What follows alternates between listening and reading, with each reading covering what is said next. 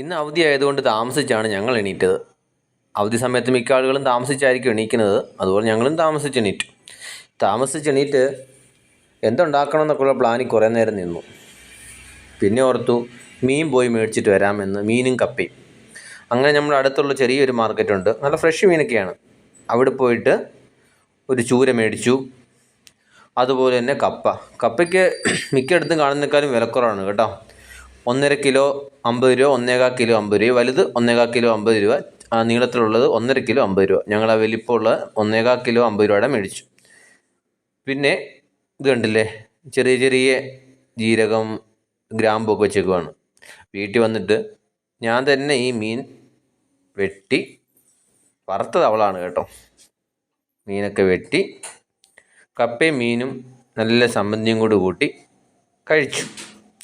അങ്ങനെ ഇന്നത്തെ ഒരു ദിവസം സമാപിച്ചു. ഞങ്ങളുടെ ഈ ചെറിയ വീഡിയോ ഇഷ്ടപ്പെട്ടെങ്കിൽ ആരും ലൈക്കും കമൻറ്റും സബ്സ്ക്രൈബും ചെയ്യാൻ മറക്കരുത് കേട്ടോ. Thank you.